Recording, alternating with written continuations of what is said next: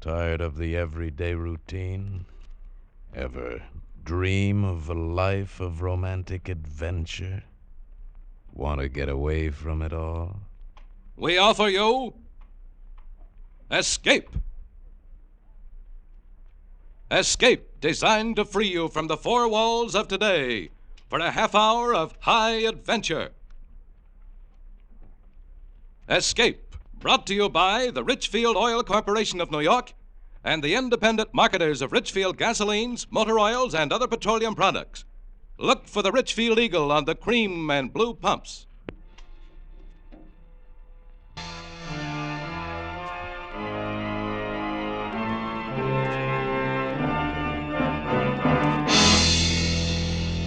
Tonight, we escape to the Nevada desert in the story of a foreign spy who sought to renounce the left arm and become once again an American citizen. As Hildegard Thielhet tells it in her exciting new novel, The Rim of Terror, starring Miss Nancy Kelly.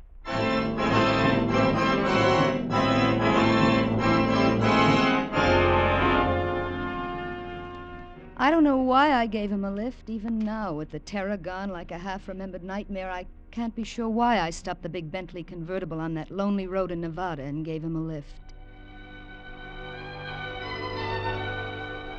Maybe because he looked so bedraggled standing there hatless in the rain by the side of the road. Maybe because he smiled grimly, almost with a sneer that was a challenge. I don't know. Anyway, I slammed on the brakes and he walked slowly up to the car. Torkel, my big Chinook, stiffened on the seat beside me. Quiet, Torkel.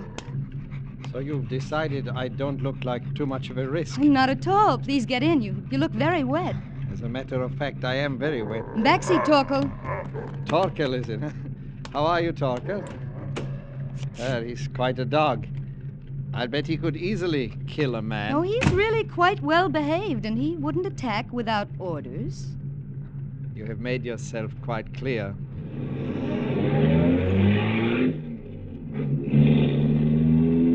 Impressive machine, this. I love it, but I'm really not used to it yet. I just got it last week. You drive it very well. Oh, thank you, but I don't really. Where are we now? I'd say about 25 miles east of Winnemucca. You're new to this part of the country? Yes and no. I've never seen that view before. It's breathtaking. Such a difference from back home. Back home? New England. This is the first time I've ever been in the West, and I love it. The scenery is yes, so... but this particular scenery doesn't appeal to me very much. Why not? I'd say there's someone waiting for us down there. Look. I looked, and far below on the valley floor was a fork in the road and an abandoned building. Near it was a black speck that looked like a wagon and two smaller black specks that moved. Men, no doubt, though from here they looked like ants. I'd suggest slowing down. Not much, though. I expect they're watching us through field glasses. Who? Let me out here. What? This cut hides us from them. Stop the car. I'm sorry our ride together must end so soon. Don't be afraid. Have your dog sit in the front seat and keep him there until you are safe in Winnemucca. I don't understand. You know what a roadblock is? A roadblock? Are the police after you? Not the police of this country. Just tell them you have not seen me, and they'll pass you on all right. Goodbye. Thank you.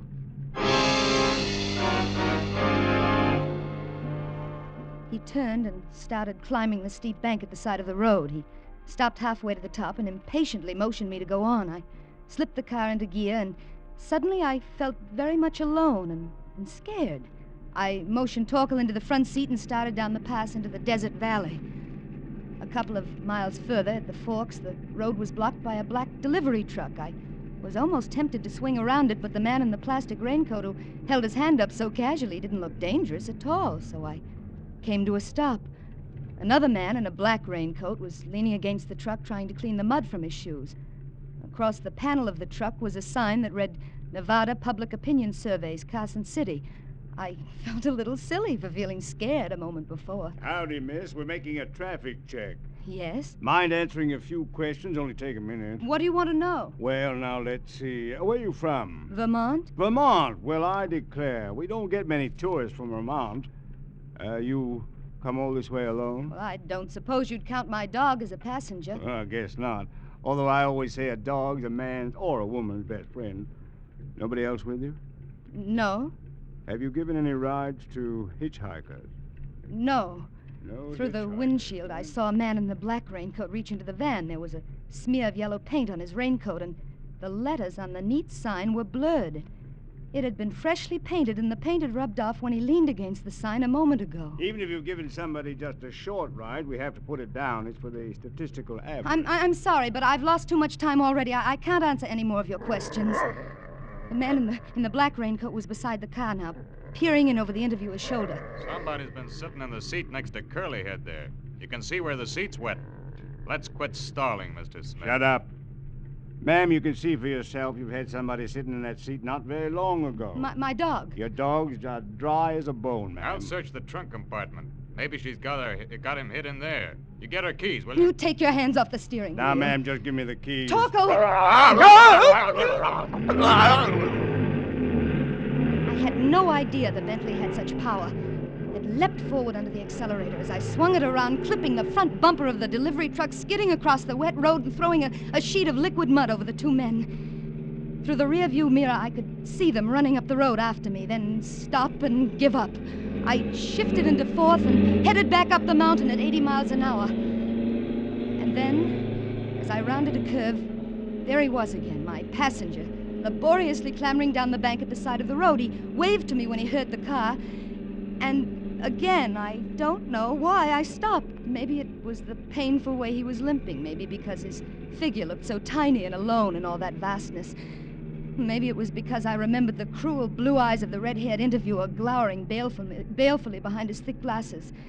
Anyway, again, I stopped. Backseat, Torkel. Get in.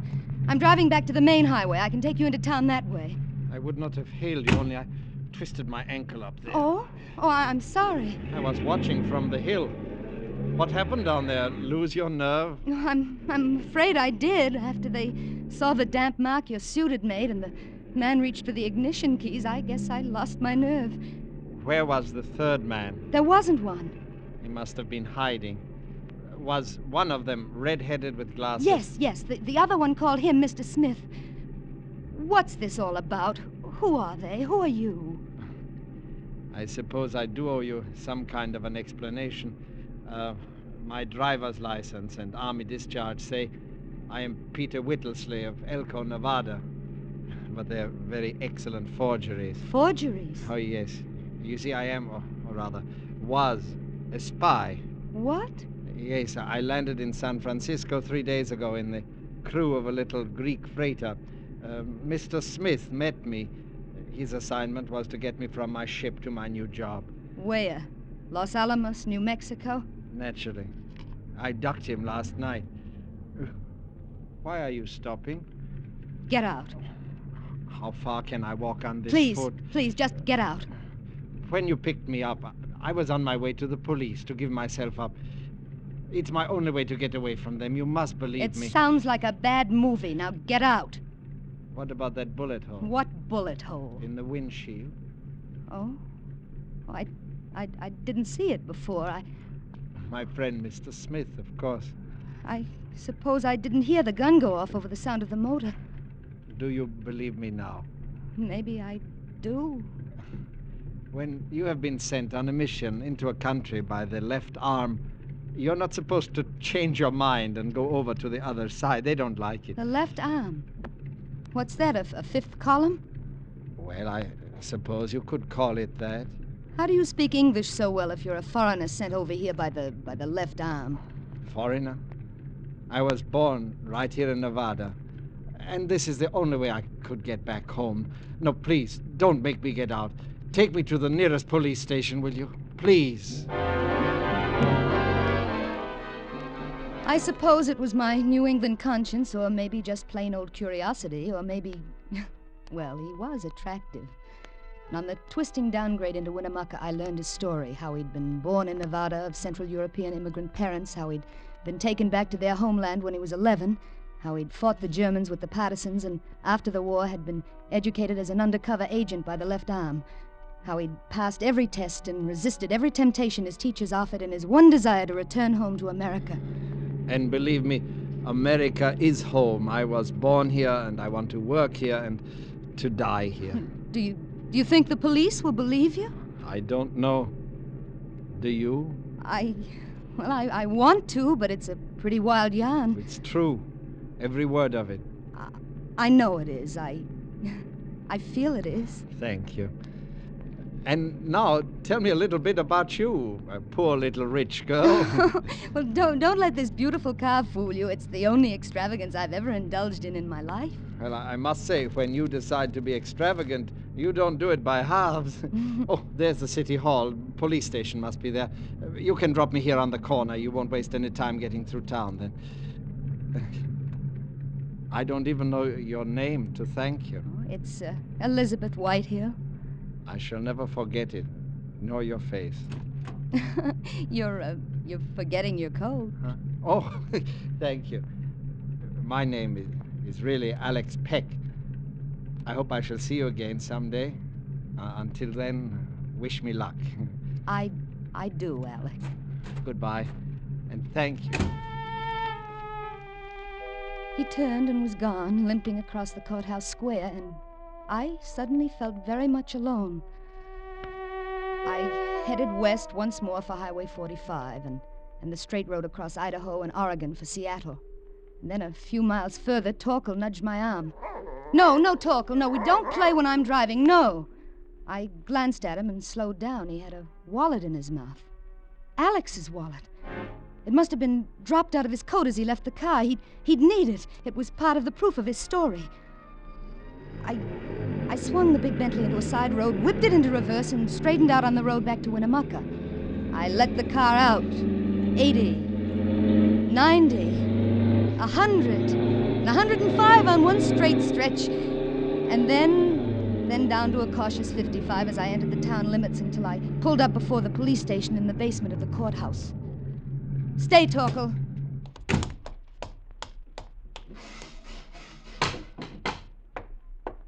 Ma'am, Are you the officer in charge here? I'm Sergeant Helding. I'm looking for Mr. Alexander Peck. I drove him here not more than a half hour ago. Mr. Peck left his papers in my car. I thought he might want them, so I brought them back. Well, he's, gone, ma'am. Gone? Yep.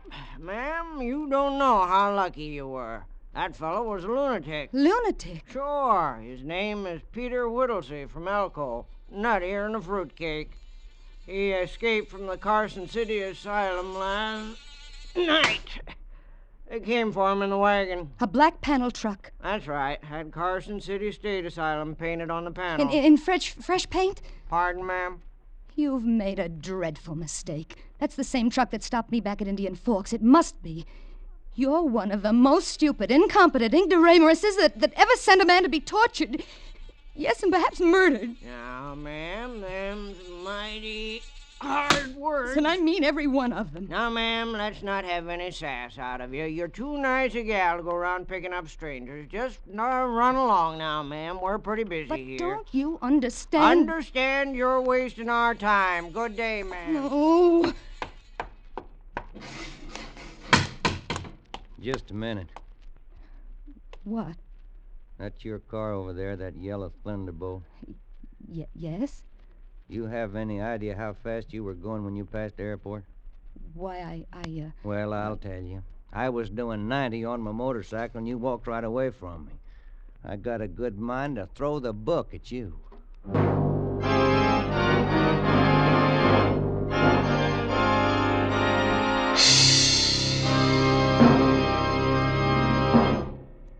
Here's a free offer you won't want to miss. A free offer by your Richfield gasoline dealer. Just for the asking, you can get a new 32-page baseball book that's a hit in any league. This new Richfield baseball book is the most interesting book of its kind ever published. It contains all the major league schedules and many minor league schedules. It shows the World Series box scores, and it has a special baseball quiz you can try on your friends. In the free Richfield baseball book, you'll also find seating diagrams of leading stadiums and dozens of other interesting facts on America's #1 sport. But the supply is limited. So be sure to get your free copy tomorrow from your Richfield gasoline dealer. Stop where you see the Richfield Eagle on the cream and blue pumps. Ask for your free copy of the new Richfield baseball book tomorrow. And now we return you to Escape, starring Miss Nancy Kelly. He was tall and capable looking, this state trooper. He had a kind face, even if he was threatening to throw the book at me. I told him the whole story, every bit of it, and he believed me. And you will help me, won't you? That van can't go much faster than 55 miles an hour, and my motorcycle can do close to 100. We didn't run into the van coming into town from the north, so I guess it's traveling along the highway south to Reno, maybe to California. I can catch it and stop it, sure, so what? How do I know the guy isn't a lunatic, and the van isn't on the level? I got to have an identification. You'd like me to drive behind you? If you can identify those guys as the same guys who stopped you and tried to shoot you, I got a case. I'll make them wish they were never born. Let's go.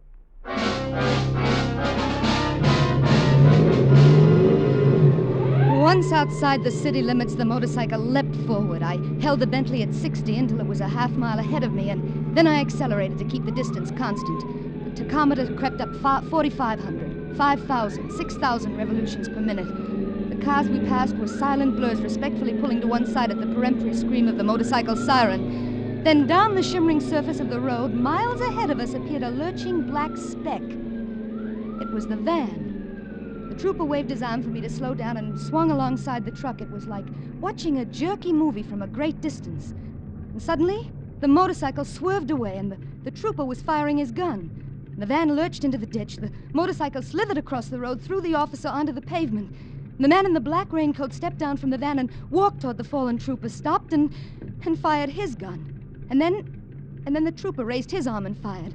The man in the black coat fell forward, and he caught his balance and then slumped to the ground like a puppet with a broken string. I slipped into gear and drove up to the truck.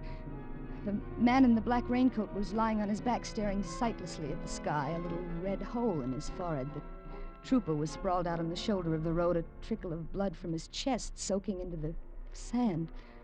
Another man was slumped against the wheel of the van. They were all dead. And neither of the two men from the truck was Mr. Smith. Neither had pinkish red hair. Mr. Smith wasn't there. Mr. Smith still lived to avenge and pursue. But somebody else in this silent scene of death was alive. Somebody inside the truck, scratching at the bolted door. I unlocked the black doors of the van.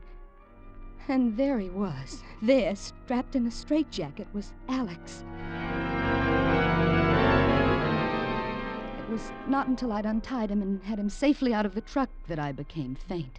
It is all over. This part, at least. There's no reason to shiver and shake. I can't stop. Well, it's shock. Now, let us pick up the pieces. How did you get here? I found your wallet. Go on. Make yourself talk. You dropped it in my car. I thought you'd need it at the police station. Are you well enough to drive that machine of yours? I think so. Where? Well, that depends on what happened to Mr. Smith. Where is he? I thought he was in the truck. No. Have you seen him? And since he stopped the car this morning at Indian Forks? Where do you think he is? I have not the slightest idea, but he's looking for us, you may be sure. We've got to get away from here. All right, I'm ready. Come on. No, wait a minute. What happened to you? He pointed to my jacket. It was splotched with a deep red stain. Blood. No, I don't think so. Oh, the cans of paint in the back of the truck. When you untied me, you must have spilled one. Take it off. Why? Do you want people to ask questions? Here, get in. Start the motor. Give me that jacket. What are you going to do? Ditch it. Oh, there's a car coming. Let's go. Good. It's in a dip a couple of miles back. They did not see us. My mother knit that jacket for me. Good. Then you know where you can have it replaced. Where are you headed? We'll drive straight through to Seattle. Oh, Seattle's too far. No, now listen. My friend in Seattle, Charles Matthews, he'll know what to do. He has connections, even in Washington. He may not be too willing to help me. Under the circumstances, I could hardly blame him. Charles is bigger than that. I wonder. 2 hours later, we were 120 miles nearer Seattle and filling the gas tank at a lonely motor court set in a clump of scraggly pines. Sure is a thirsty bus. Took 22 gallons. Yes, it was nearly empty. That'll be $5.28. will you cash a traveler's check? Oh, sure. All right, just a minute. Alec. What? My traveler's checks, they were pinned inside my jacket. The jacket you threw away. We'll have to go back. Do you have any idea what that piece of road will be like now? Half the population of Winnemucca driving out to see where the gun battle occurred? But, Alec, that's all the money I have in the world. You can stop payment on them. You can get your money back. But now, right now, I've only got $1.75. Let me see what I have in my pocket. 2 silver dollars, a lot of chicken feed. Yes, we can make it with $50 to spare. Here you are, madam. Thank you. Come again. But how are we going to get to Seattle on 50 cents? The moment I have not got the slightest idea. Well, this tank full of gasoline won't take us half the way. You could phone your boyfriend, collect, and tell him we are strapped and ask him to wire you some money. I couldn't ask Charles for money. Why not? You wouldn't understand. If you don't want to ask him for money, don't. I'll figure something out. Yeah, like robbing a bank. Maybe. Well, with your training, that shouldn't be too difficult. Perhaps. I'm sorry. That was unkind of me. Why do you suppose we're bickering like this? I haven't the slightest idea. Haven't you? No. Neither have I.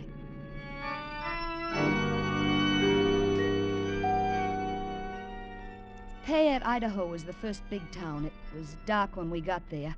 Alec told me to pull up in front of the hotel. You can get a room and a hot bath while you're putting in your call to Charles. I can't get a room for 50 cents. Look across the street. That's what I've been looking for. What? A pawn shop. My watch should be good for a few dollars. It's Swiss, international currency, you know, Swiss watches. Now beat it. Get a bath. I'll take Torkel with me and call you in your room in half an hour. Come on, Torkel. The hotel clerk showed me to a room on the second floor. It wasn't a very quiet room. On the corner beneath my window, the people of Payette were celebrating Old Timers' Day. They'd set up a kangaroo court and were trying their fellow townsmen who'd failed to cooperate by refusing to raise beards and wear pioneer clothes. But I couldn't waste time watching the fun. I had to get through to Charles. I placed the call and started the bathwater running when there was a knock on the door. Who is it? Here, your towels, ma'am. As I unbolted the door, I happened to glance into the bathroom.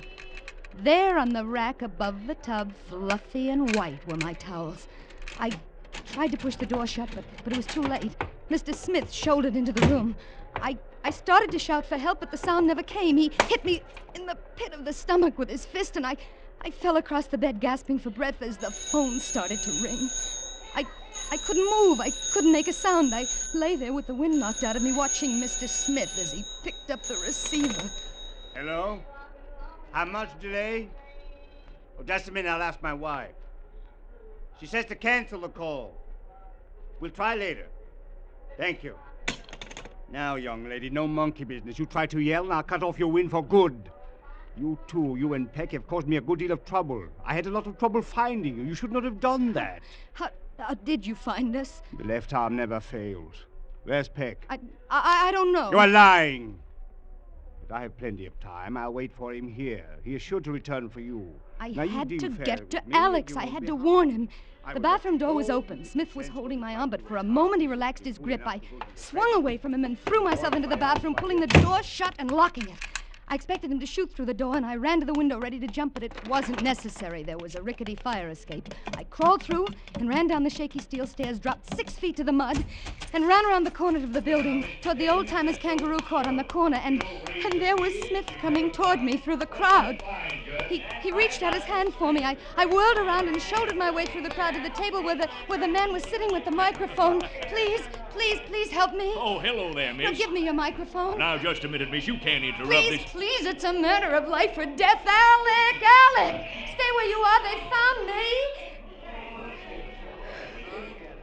me. And then Smith came for me. He and a big man with a beard. And then a tawny streak tore through the crowd. Torkel. He'd heard my voice. He ripped the big man's leg. He jumped for Smith's throat, but before he reached it, the man with the beard pulled out a revolver. And Torkel lay there, quiet, Mad dog. That dog I was tried mad. to bend over him, but I knew it was no use. He was dead, and Smith had me now, holding me. I told her that dog was sick. Your dog? Yes, to see her, you think my wife cared more for the dog than she did for me. I told her a dozen times that dog was sick. Let me go. I'm not your wife. Now listen to me. Listen to me, please. You people, this man, he's a spy. He's a monster. He's trying to kill me. Listen to her. Go on, folks. Listen to her. Drunk. That's what she is, drunk. Such a thing to say about your own husband. Well, I declare. Now, I'm going to take you on home to the ranch and put you to bed. You ought to be ashamed of yourself. Wait a minute there, now, just a minute.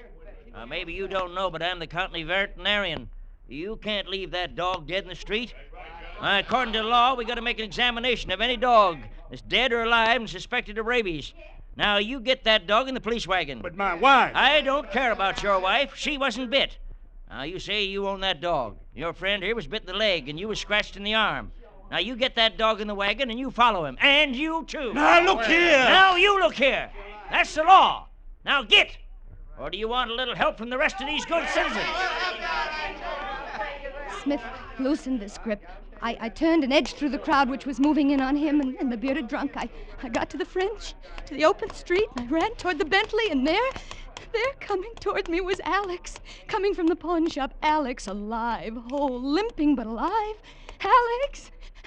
Alex! Oh, Alex, my dear. Get in the car, quick. Torkel.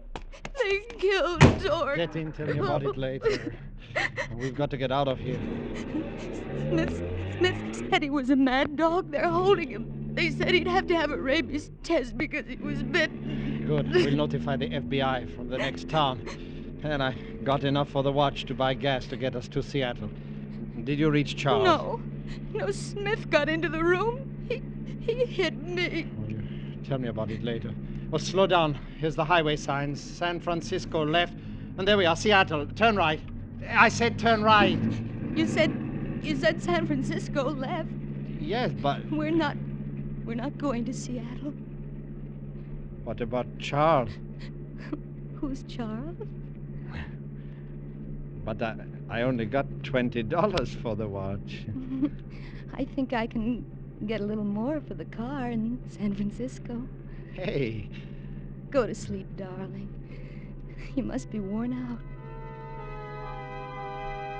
I don't know why I gave him a lift that day, but I'm awfully glad I did.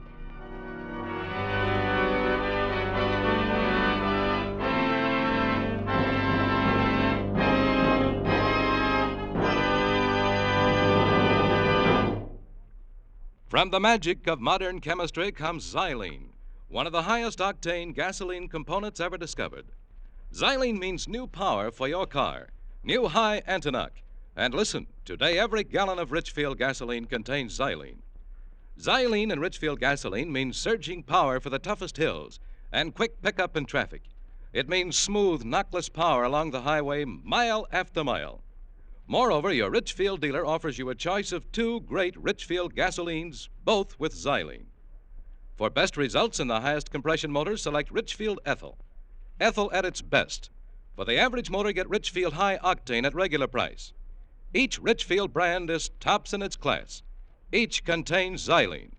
Try Richfield gasoline with xylene. Test it. Compare it with any gasoline.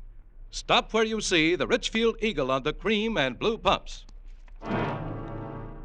Escape is produced and directed by William N. Robson and has tonight presented The Rim of Terror by Hildegard Tillett. Adapted for radio by Mr. Robson and starring Miss Nancy Kelly with Hans Conried as Alex. Special music arranged and played by Ivan Ditmars. Next week. You're being haunted through the war-torn ruins of Berlin by a phony music hall mind reader who has stumbled on a secret that can send you to the gallows and from whom there is no escape. The Richfield Oil Corporation of New York invites you to be with us again same time next week when once again we offer you Escape. This is CBS, the Columbia Broadcasting System.